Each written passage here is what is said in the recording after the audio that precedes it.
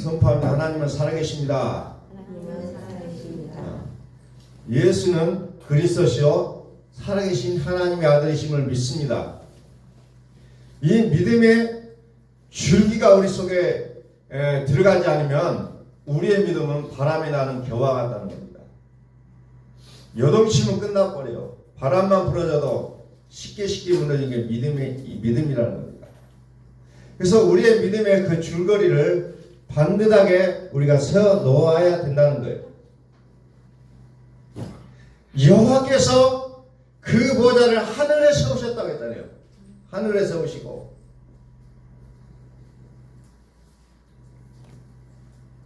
이 하늘이라는 개념을 우리가 잘 정해 놓아야 우리의 믿음에 변화가 일어나지 않습니다. 하늘이라는 것이 도대체 무엇이냐? 우리가 자연적으로 보는 하늘도 있어요.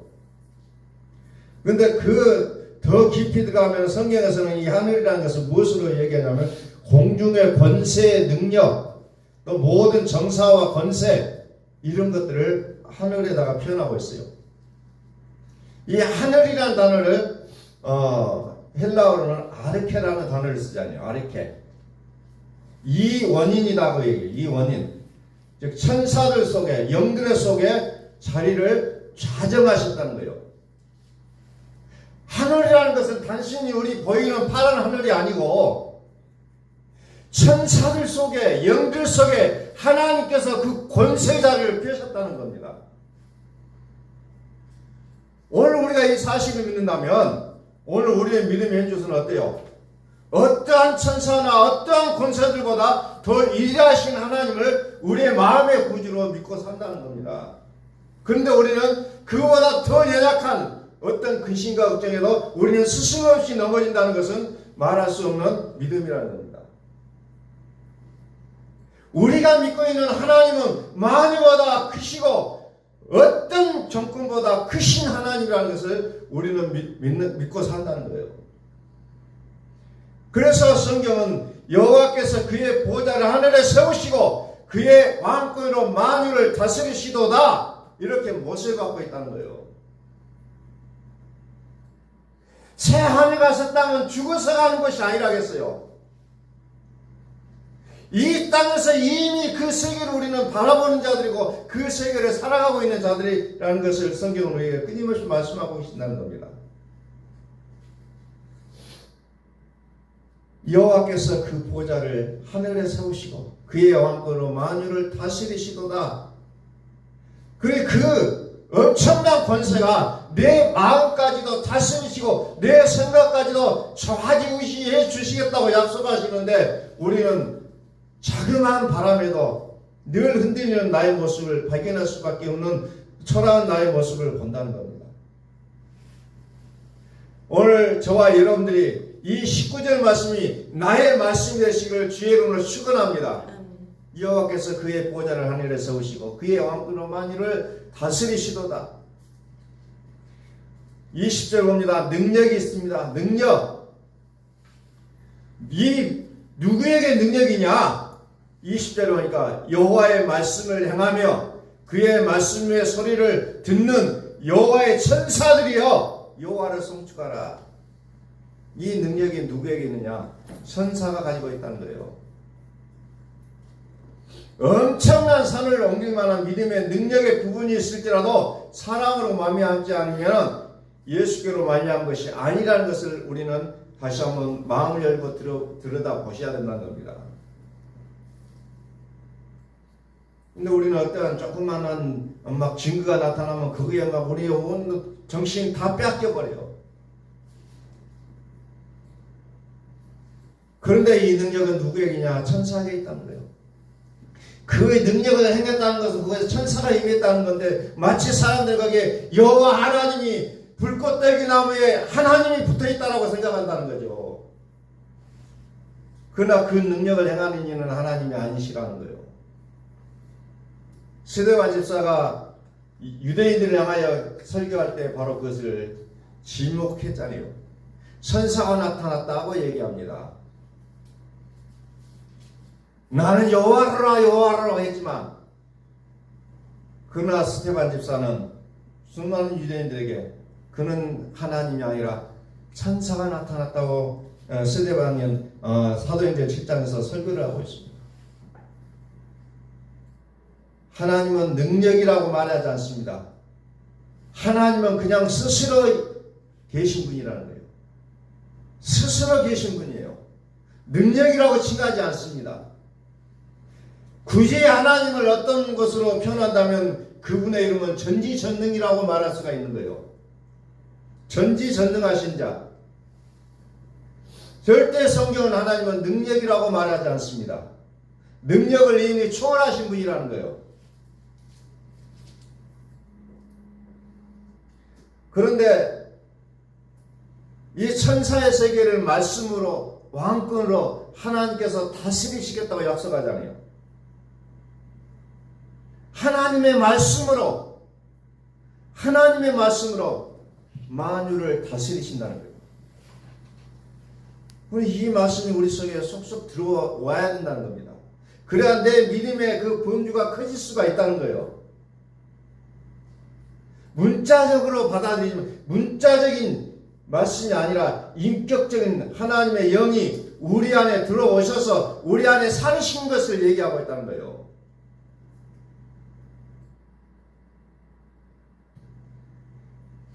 이스라엘 백성들이 여리고성을 향해 무너져라고 외쳤잖아요. 그때 무너졌잖아요.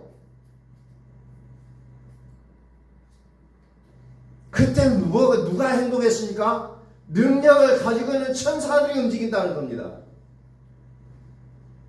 여리고성 가기 전에 여호와 앞에 큰 칼을 차고 나타난 장수가 뭐라고 합니까? 너의 발에 신고 있는 신을 벗으라고 얘기하잖아요.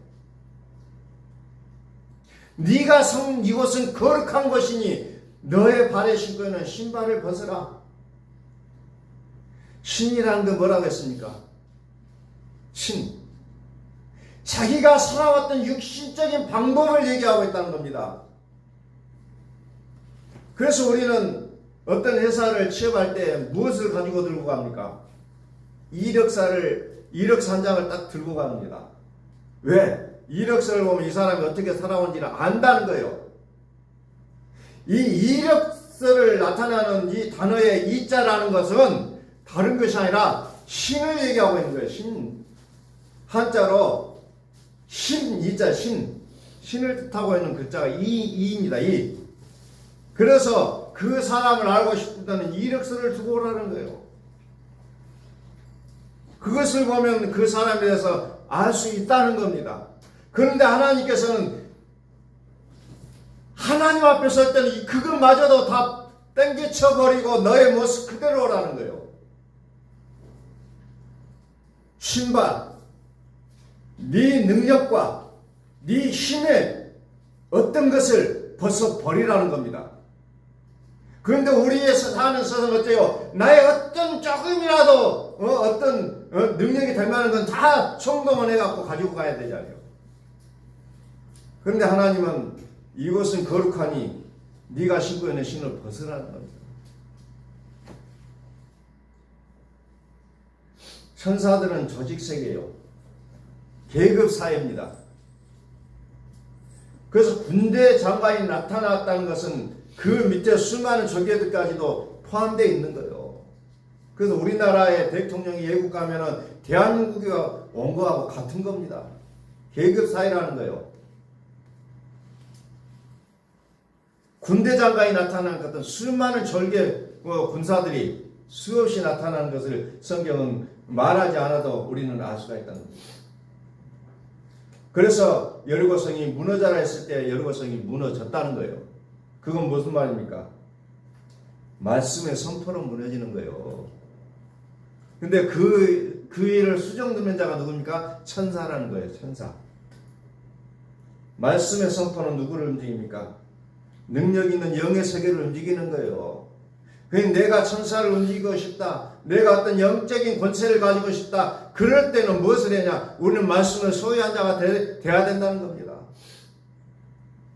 왜 안 될까를 고민하는 것이 아니라 말씀을 소유하시라는 거예요.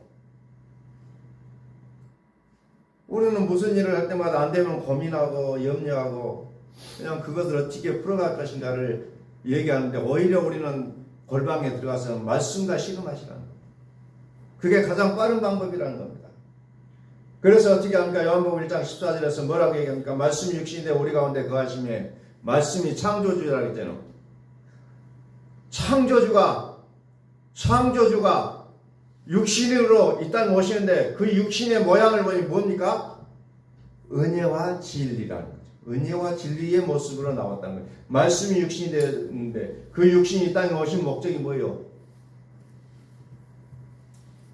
그 말씀이 사람의 몸을 입고 이 땅에 오신 그 목적이 뭐냐는 거예요. 우리 가운데 거하시기에 우리 가운데 사시기에 오셨다는 거예요. 하나님이 우리 안에 사시려고 육신의 모습을 가지고 이 땅에 오셨다는 겁니다. 그런데 사람의 눈으로 보니까 그분의 모습이 뭡니까? 은혜와 진리라는 거예요. 은혜와 진리. 우리가 그의 영광을 보니 아버지의 독생자의 영광의 은혜와 진리가 충만하다. 은혜와 진리의 모습으로 나타나는 겁니다. 그래서 그분이 뭐라 합니까? 내 말이 곧 영이요 생명이라고 말씀하시지 않아요. 내 말이 곧 영이요 생명이다. 말씀이 되어지기 위해서 우리 안에 거하시고 우리 안에 오셨다는 거예요. 그래서 그분이 내 안에 계실 때에 비로소 우리는 능력을 행하는 그들을 우리가 통제할 수 있는 그 능력이 우리에게 있다는 겁니다. 그래서 히브리서 1장 14절은 뭡니까? 천사들을 우리에게 뭐라고 해요? 우리의 심부름하려고 보냈다고 얘기하잖아요. 우리가 부러워하고 전망하고 우리가 경배하라고 보낸 자가 천사가 아니라 우리가 그들을 다스리라는 겁니다. 그들을 우리로 하여금 써먹으라는 거예요. 하나님의 후사, 하나님의 아들들이 마치 옛날에 왕들이 종들을 거느렸던 것처럼 천사들을 써먹으라는 거예요. 말씀이 함께 하실 때는 거기는 실패라고 말하지 않습니다. 하나님의 큰 놀라운 역사의 섭리일 뿐이지 실패가 아니에요. 그런데 우리는 자꾸 실패했다. 그러면서 우리의 마음이 어때요? 그냥 지하 63층까지 뚝 떨어지게 되어 있다는 겁니다. 하나님의 섭리 가운데는 결코 실패가 없는 거예요. 지금은 안 돼요. 실패도 했어요. 육으로 보면 그런 것 같아요. 그러나 영으로 보면 그것은 실패가 아니라는 겁니다. 오늘 너무나도 많은 외형적인 모습을 보고 다 평가를 해버리는데 하나님 앞에는 결국 그 내용이 아니라는 거예요.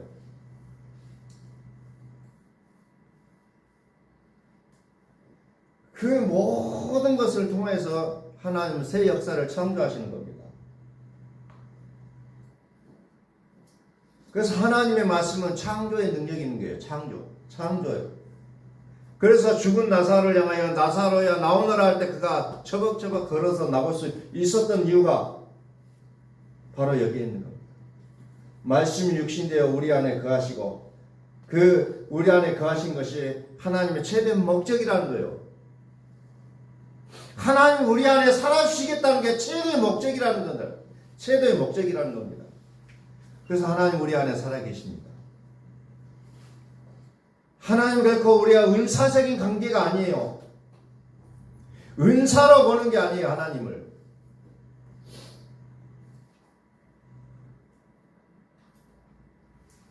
그래서 우리는 어느 순간에든지 하나님의 말씀을 붙잡는 자세가 무엇보다도 중요하다는 겁니다. 말씀이 육신이 되어 우리 가운데 살아주시겠다는 거예요. 그런데 그것을 피조물도 알고 있다는 거예요.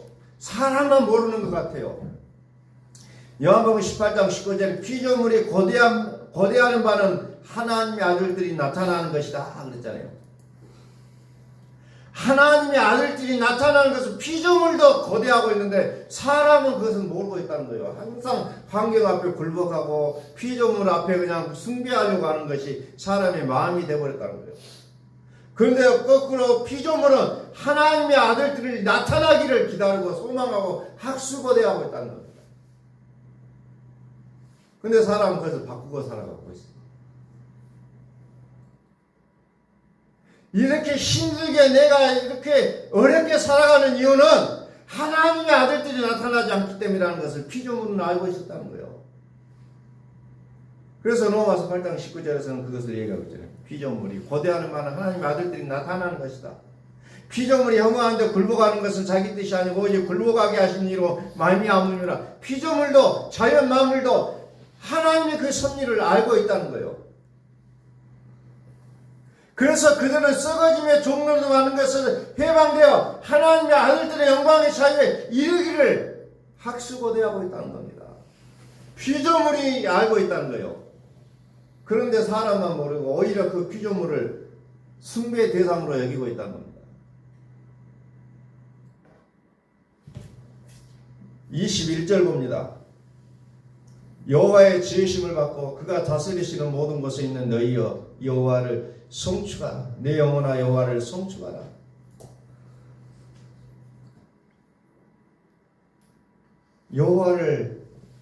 여호와를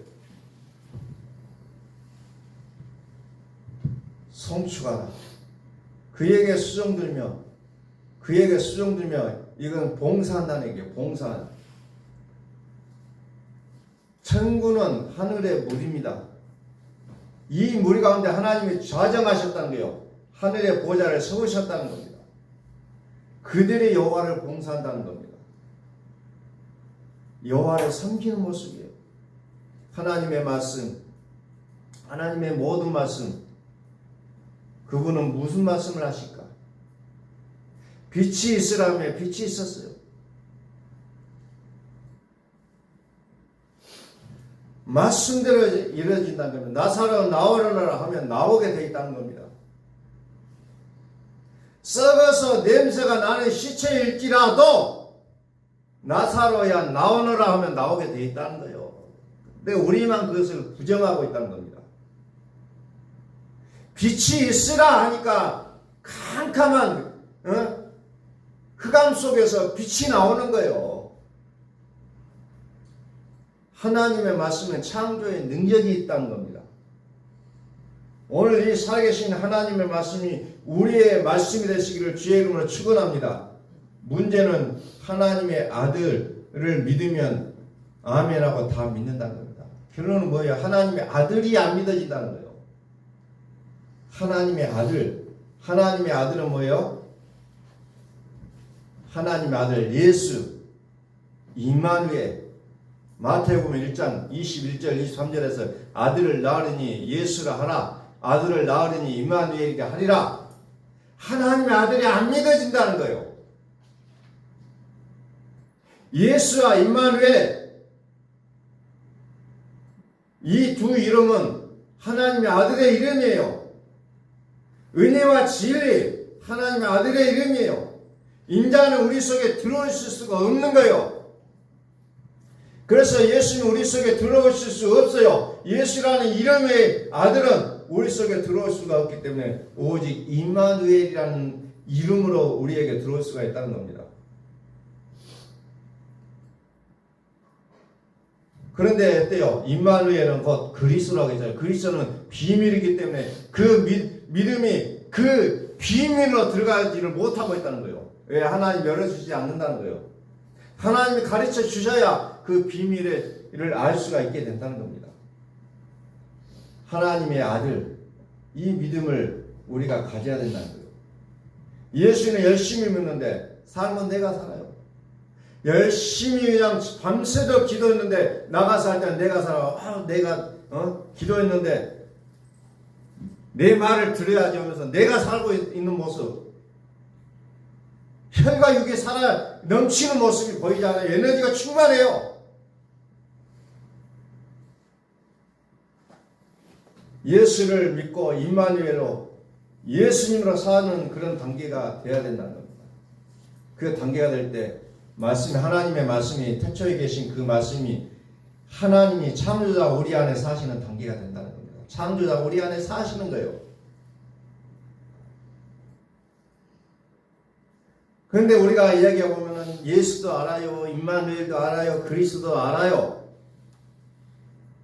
그런데 구체적인 제시가 없다는 겁니다. 왜? 가리워져 있다는 거예요.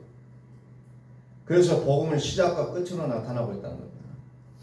다시 21절 봅니다. 그에게 수종되며 그의 뜻을 행하는 모든 천군이여 여호와를 송축하라.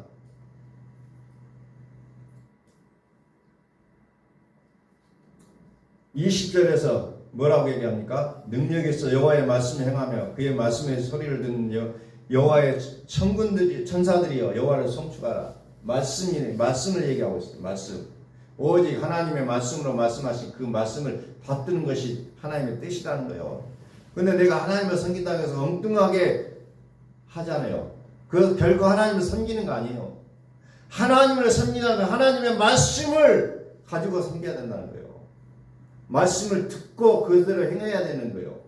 근데 자기의 방법으로 하나님을 섬기고 있다는 거예요. 그럼 하나님과는 상관이 없는 거예요. 은사와 능력은 있는데 그 능력이 하나님의 뜻, 하나님이 하게 하신 것이 아니라는 것은 선이 아니라는 겁니다. 아무리 그가 여호와의 이름으로 하고 예수의 이름으로 했다 할지라도 아무것도 아니에요. 하나님과 상관이 없다는 거예요. 하나님이 하게 하시는 게 선인데 내 생각대로 해버리는 겁니다. 내 생각대로. 그것이 흔히 말하는 은사예요. 은사. 하나님이 하게 하시지 않아도 자기가 해버린다는 겁니다. 딱 좀, 당신 내가 기도하면 낫겠는데? 기도합시다. 어떻게 보면 믿음 좋잖아요. 존경스러워요.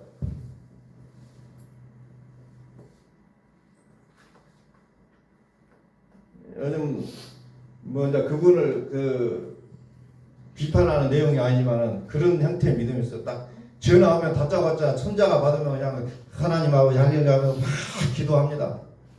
굉장히 믿음 좋아요. 그러나 하나님의 말씀을 선포하는 것이 더 중요하다는 걸 우리는 좀 깨달으셔야 됩니다. 하나님의 말씀을 선포하셔야 됩니다. 내게 능력이 있으니까는 싫어된다. 믿음은 좋아요. 하나님의 뜻과 상관이 있냐요. 하나님 은사 주셨으니까는 그게 하나님의 일이라고 생각할 수 있어요. 그러나 그때 하나님이 하게 하실 때가 있는 거예요. 그것을 우리는 헷갈린다는 겁니다. 내게 능력이 있으니까 저 사람이 치료될지어다. 환경에 반영되어지는 나의 선은 선이 아니라고 했잖아요.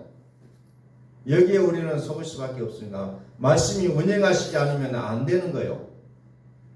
그래서 세상을 창조하실 때 뭐예요? 하나님의 말씀이 운행하시는 장면이 나와요. 하나님의 운행하신다고요. 운행하신다. 오직 하나님의 뜻만이 선입니다. 아무리 그것이 선이라는 것을 포장해서 나타났을지라도 하나님의 뜻이 선입니다.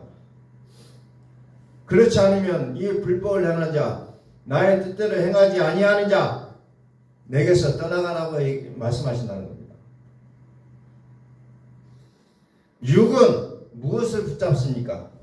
모든 환경을 붙잡고 모든 정황대로 모든 여건대로 모든 문제 속에서 내 육은 반응되어지게 되어 있다는 겁니다. 그래서 우리는 쉽게 우리 환경 앞에서 무릎을 꿇는다는 겁니다. 우리는 그것을 환경을 붙잡고 정황을 붙잡는 존재가 아니라 되게 하시는 하나님을 붙잡는 자예요. 나의 감정을 소모하지 말라는 겁니다. 나의 이성을 소모하지 말라는 거예요.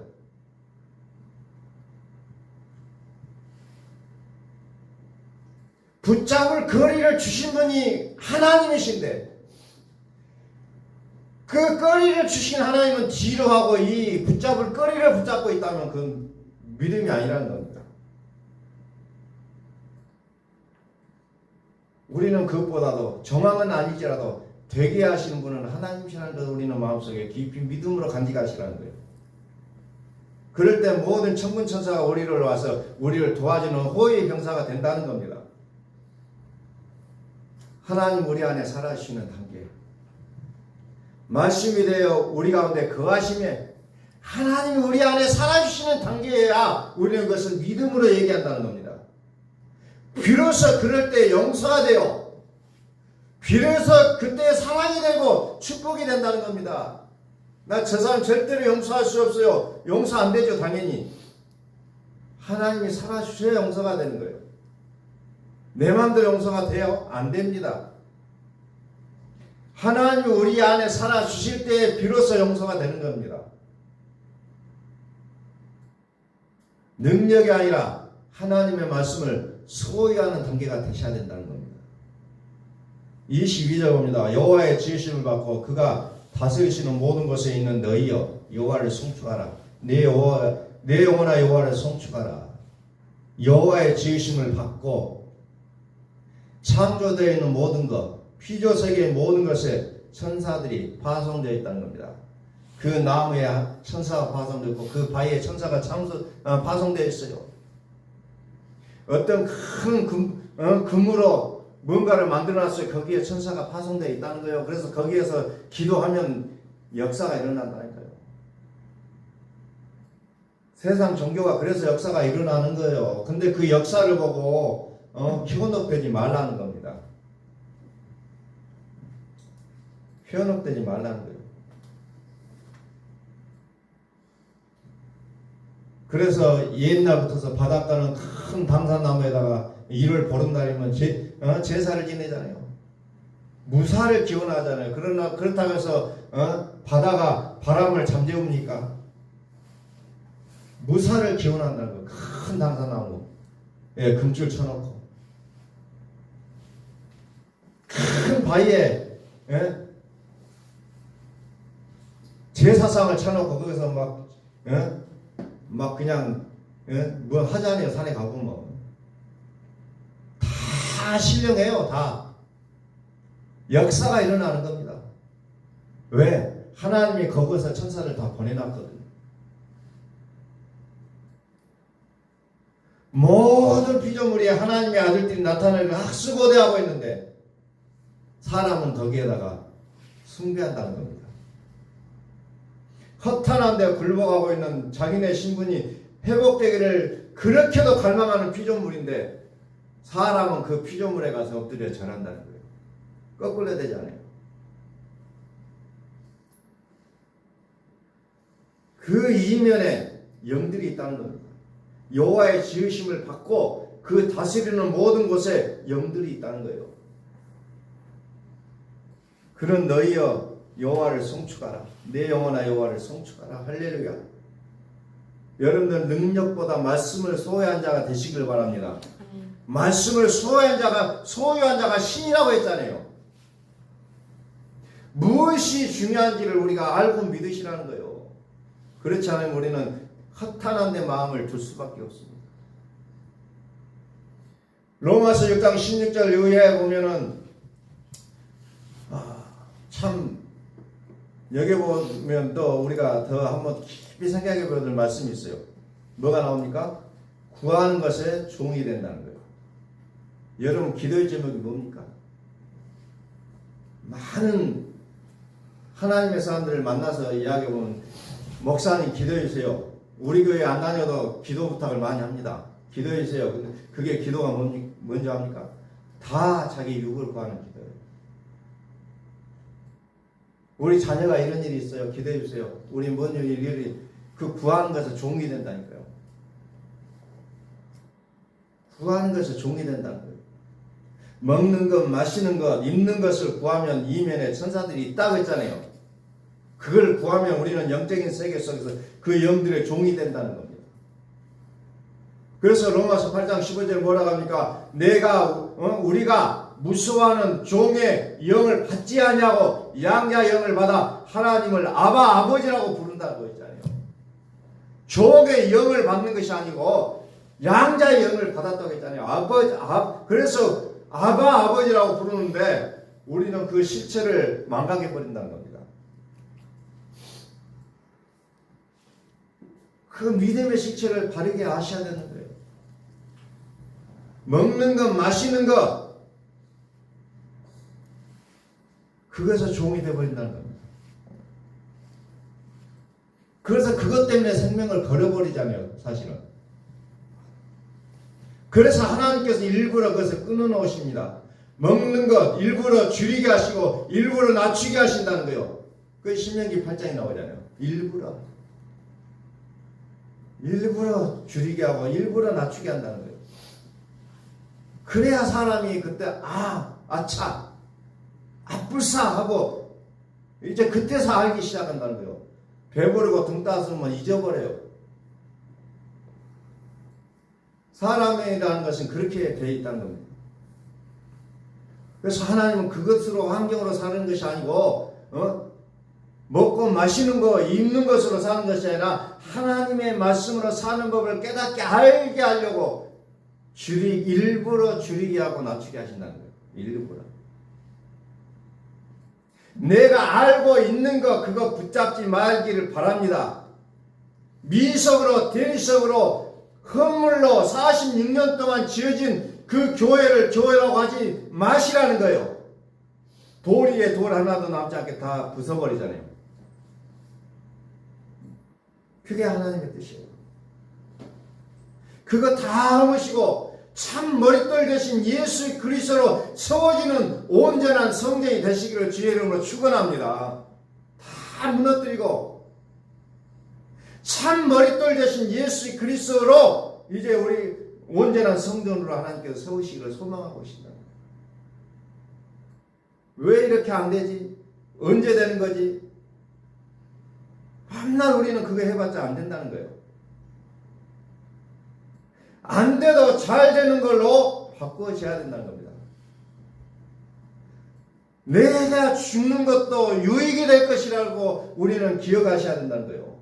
실패란 있을 수 없는 거라는 것으로 우리는 바꿔줘야 된다는 겁니다. 그래서 내가 알고 있는 것까지도 버리셔야 돼요. 내가 그동안 얼마나 열심히 해왔는데 내가 어떻게 했는데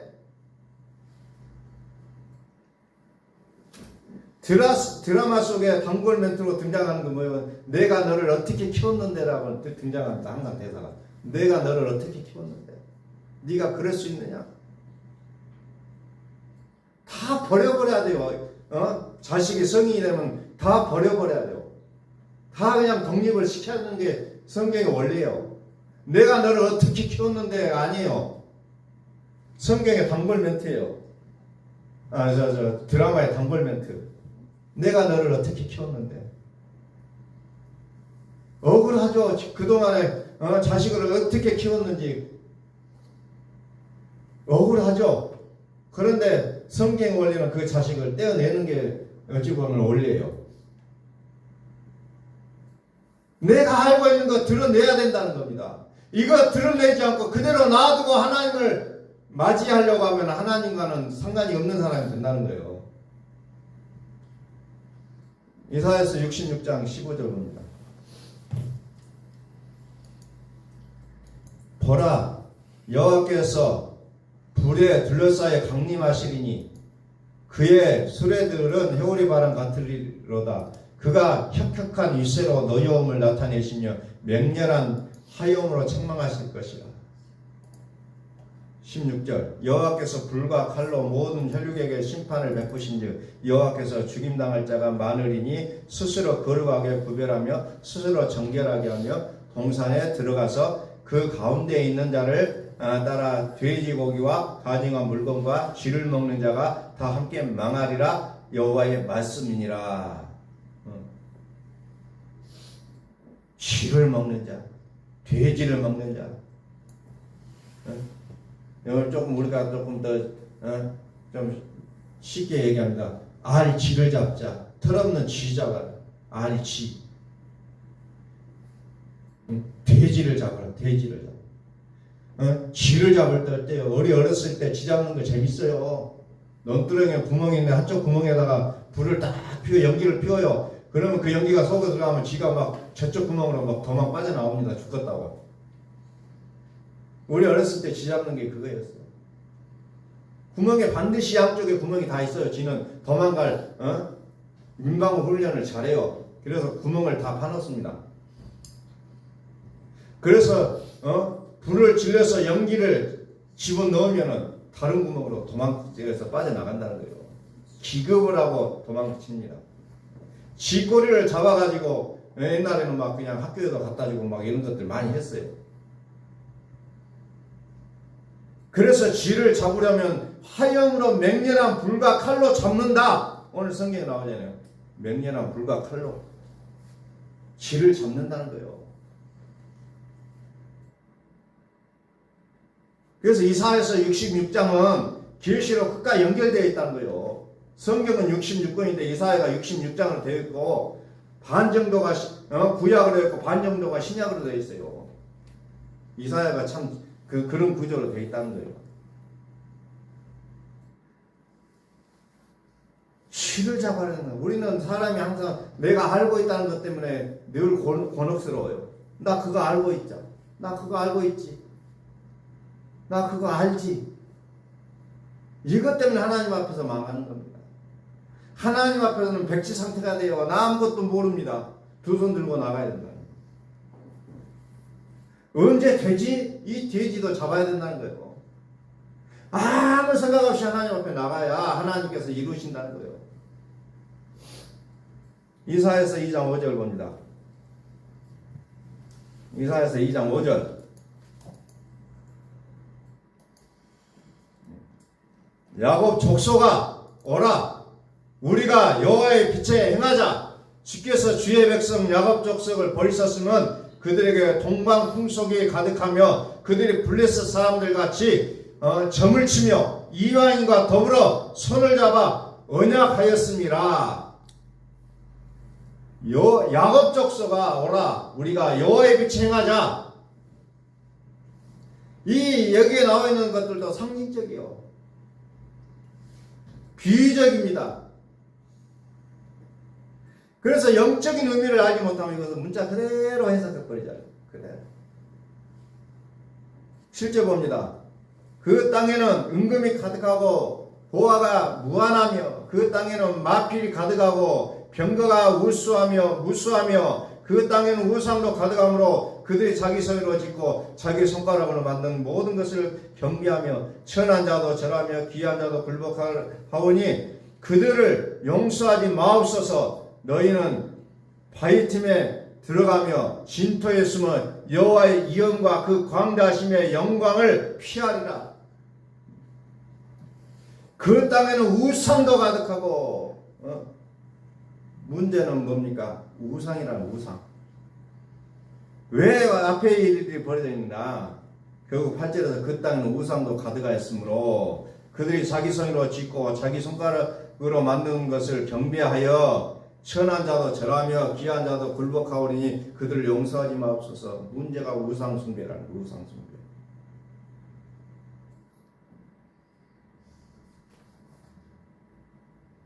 자, 10절 너희는 바위 틈에 들어가며 진토에 숨어 여호와의 이엄과 그 광대하심의 영광을 피하리라. 그 날에 눈이 높은 자가 낮아지며 교만한 자가 굴복되고 여호와께로서 홀로 높임을 받으시리로다.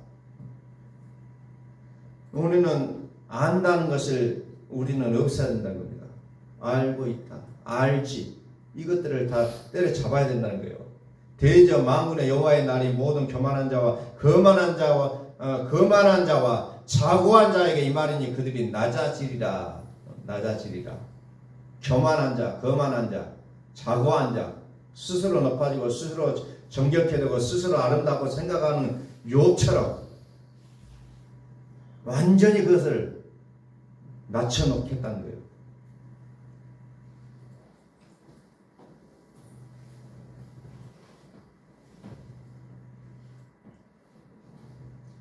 우리는 안다.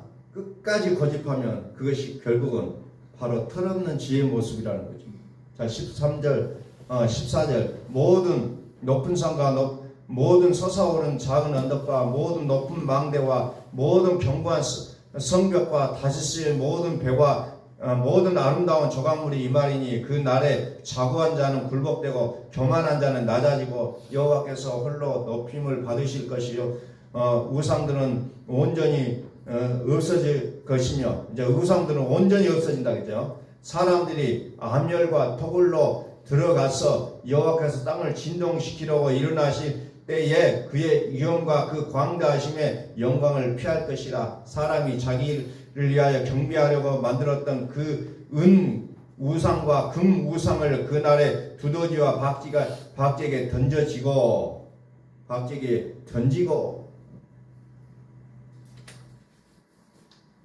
하나님께서 모든 것을 다 끝내버리는 모습을 얘기합니다. 그래서 우리는 무엇을 하니까 인생이 아니고 영생으로 살라. 22절 너희는 인생을 의지하지 말라. 그의 호흡은 코에 있나니 쇠말 가치가 어디 있느냐. 우리는 너무나도 인생을 기대하고 삽니다. 인생을 의지하며 삽니다. 그런데 그 인생을 의지하지 말라. 그의 호흡은 코에 있나니 숨 끊어지면 바로 끝장난다는 겁니다. 인간은. 그래서 우리는 무엇을 합니까? 영생으로 살라는 거예요. 육으로 살 것이 아니라 영으로 살아야 된다는 거예요. 그의 호흡은 코에 있나니 창세기 2장 10절에 보면 인생과 영생의 사람 두 가지 사람이 나오는데 창세기 2장 10절에서 하나님께서 흙으로 사람을 지으셨다 그랬잖아요. 그 코에 생기를 집어넣으셨다 그랬잖아요. 그래서 비로소 생명이 된지라. 그래서 그 하나님이 그 코에 생기를 불었는데 그 생기를 끊어버리면 사람의 인생은 끝나는 거예요. 떡으로 사는 자가 아니라 하나님의 말씀으로 살아야 하는 자들임에도 불구하고 여전히 떡으로만 살려고 고집한다는 겁니다. 떡으로만 사는 인생은 결국은 흙으로 돌아가게 돼 있어요. 그래서 우리는 하나님의 말씀을 붙잡으시라는 거예요. 먹는 것, 마시는 것, 입는 것을 구하지 말고 먼저 그의 나라와 그의 의를 구하라. 그리하면 이 모든 것을 다 주겠다. 쫓아가는 것이 아니라 쫓아오게 하라는 거예요. 그 쫓아오게 하려고 하면 뭡니까? 먼저 그의 나라와 그의 의를 구하라. 그게 인생의 법칙이에요. 하나님께서 우리에게 정해준 법칙이에요. 그런데 우리가 거꾸로 산다는 거예요. 그럼 다 망가진다는 거예요. 구하는 것이 아니라 취하라는 거예요.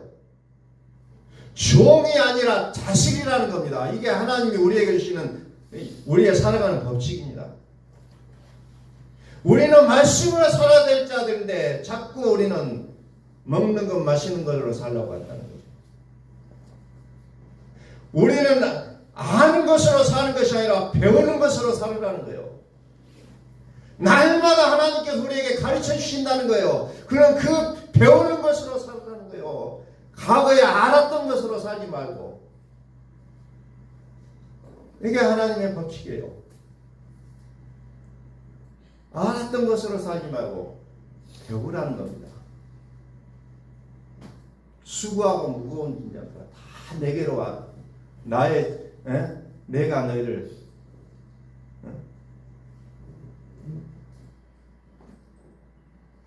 아는 것으로 살지 말라는 거예요. 우리는 이게 어찌 보면 인생의 함정이에요. 자꾸 아는 것으로 살려고 하는 우리의 버릇이 있다는 겁니다. 배우라는 거예요. 날마다 내게 와서 배우라. 내게 와서 배우라.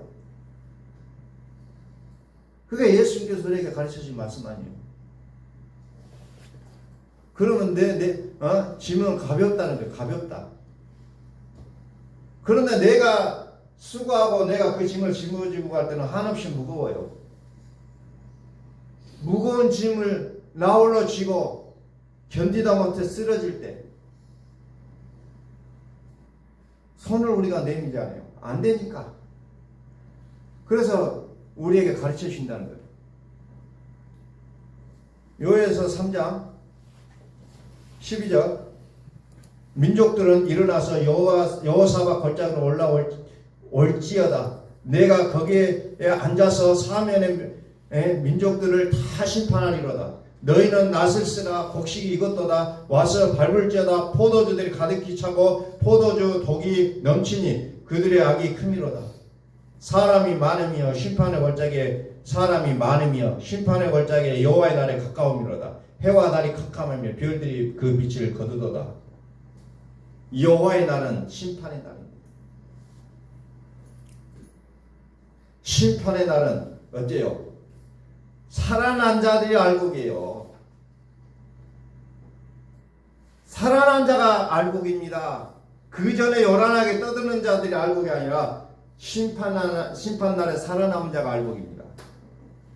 계시록에 보면 심판날에 누가 심판을 모면하냐면 생명책에 기록된 자들이 그 심판을 모면합니다. 생명책에 기록된 자들은 그 불못을 피하게 되어 있다는 겁니다. 여러분, 이 생명책에 여러분의 이름이, 저의 이름이 기록되기를 예수 그리스도의 이름으로 선포합니다. 아멘. 그 이름이 기록된 자들이 남은 자예요. 살아난 자들이요. 이기는 자입니다. 그 전에 아무리 시끄럽게 떠든다 할지라도, 표적과 기적과 이사가 나타난다 할지라도 여호와의 날이 펴봐야 하는 거예요. 생명책에 기록된다는 겁니다. 하나님의 작정하시면 반드시 이루시잖아요. 그래서 욥이 어째요? 그거 완벽하게 돈을 벌어놓고 자녀들이 범죄하는 것까지도 미리서부터 예방하기 위해서 예물을 드리면서 제사를 드렸지만 완벽할 수가 없잖아요. 아무리 그가 철두철미하게 한다 할지라도 결국은 다 자식 잃고 재산 잃고 건강까지 다 잃잖아요. 그래서 다시 이제 그가 하나님을 썩게 만나고 생명의 빛을 만난 이후로 그의 인생이 다시 시작되잖아요. 피할 수가 없는 거예요. 사람은 아무리 온전하게 사는 것처럼 보여도 생명책에 기록되지 않으면 불못에, 음부와 사망에 들어가는 불못에 다 들어가게 되어 있다는 겁니다. 그러나 생명책에 기록되어야 된다는 거예요. 생명책에. 그 생명책이 죽은 이후에 나타나냐? 이 땅에서 이미 기록이 된다는 거예요. 이 땅에서. 현재적이어야 된다는 겁니다. 나의 믿음은 현재적입니다. ing가 돼야 돼요. 이 믿음은. 나 죽으면 천국에 갈 거예요. 나 그냥 대충 살아도 돼요. 아니라는 거야. 아니라는 거. 생명책에 기록된 자는 현재 기록된 자. 현재. 하나님이 살아주시는 거예요. 하나님 내 마음에 살아주시고, 하나님이 우리 가정에 살아주시고, 하나님이 내 일터에 살아주시는 거예요. 현재. 하나님의 음성을 들을 수 있는 게 아니라 들려주시기 때문에 듣는 거예요. 내가 오늘 예배를 드리러 온 것은 내가 하나님을 사랑하기 때문에 나올 수도 있지만 그 이전에 하나님 나를 이곳에 불러주신 거예요. 우리 사람 어때요? 신랑하고 그러면 나 예배 참석 안 할 거예요. 딱 그래요. 그게 말인지 뭔지는 모르겠어요. 나 다시는 이제 하나님 안 믿을 거예요. 하나님이 오늘 나를 이곳에 오게 하셨다니까요. 내가 나온 게 아니고 하나님이 나를 나오게 하신 거예요. 믿음으로 받으시길 바랍니다. 하나님 나를 오게 하신 거예요.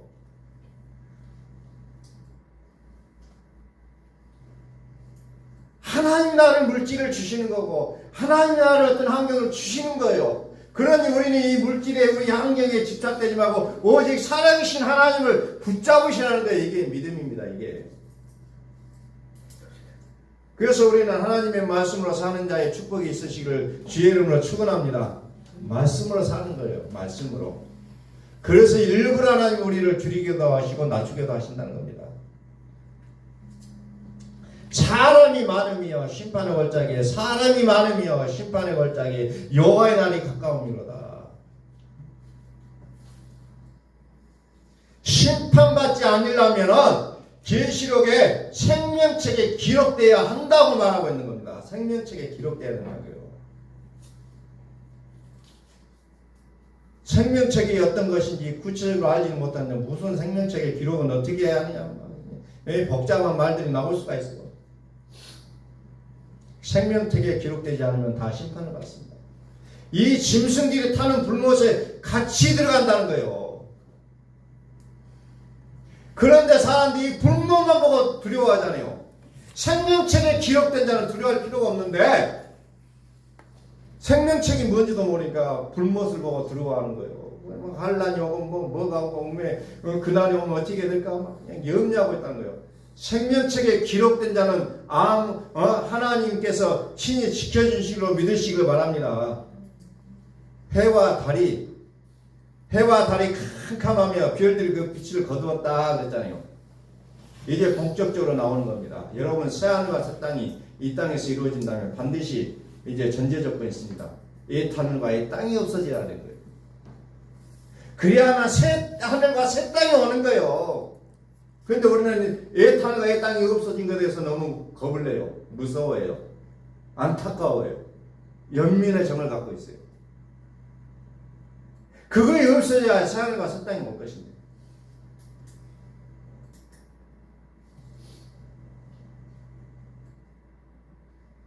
이제 우리는 말씀 앞에 바르게 설 수 있기를 원합니다. 새하늘과 새 땅이 옛하늘과 옛 땅이 진동됩니다. 풀어집니다. 체질이 풀어진다 했잖아요. 한때는 그거 없이는 안 된다고 생명을 걸었던 것들이 이제는 다 끝이 난다는 거예요. 왜? 그거 사라져야 새 것이 오기 때문에. 우리가 헌 옷을 벗어야 새 옷을 입을 수 있는 것처럼 옛 하늘과 옛 땅이 이제는 없어지게 돼 있다는 거죠. 우리는 그것 때문에 어때요? 뒤돌아와서 소금기둥이 되잖아요. 뒤돌아오지 말라는 거예요. 옛 하늘과 옛 땅은 아쉬움을 갖지 말라는 거예요. 미련을 두지 말라는 거예요. 하나님은 능력이 아니라 말씀입니다. 이제 우리는 은사를 사모하는 자보다 오히려 말씀을 소유하는 자가 되시길 예수의 그리스도의 이름으로 축원합니다. 내 안에서 하나님으로 말씀으로 이제 하나님이 내 안에서 말씀으로 오신다는 거예요. 왜냐하면 하나님은 말씀으로 통치하십니다. 하나님의 말씀이 선입니다. 그것이 의라는 거예요. 그분은 빛이십니다. 그분은 생명이십니다. 그분이 하나님의 말씀이 하나님의 내 안에서 통치하시는 단계가 새 하늘과 새 땅의 단계인 줄로 믿으시길 바랍니다. 하나님이 통치하시는 것은 하늘이요, 통치를 받는 것은 땅인데 하나님의 통치를 받을 때 새 하늘과 새 땅이 되는 겁니다. 이제 우리의 믿음의 그 주기를 우리가 바르게 잡아가야 됩니다.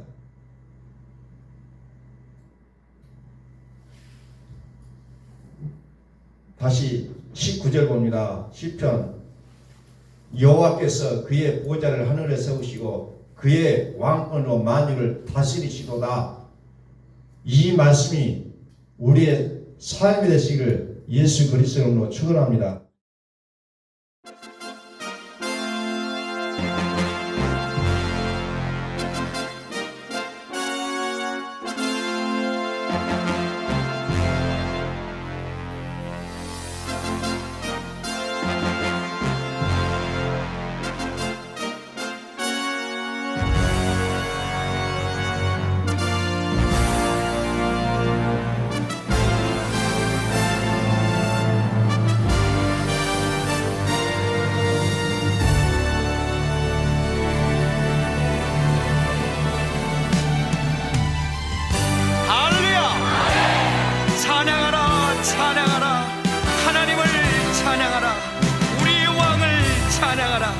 하나님은 온 땅의 왕이 되시며 열방을 치리하시니 그 이름을 선포합시다.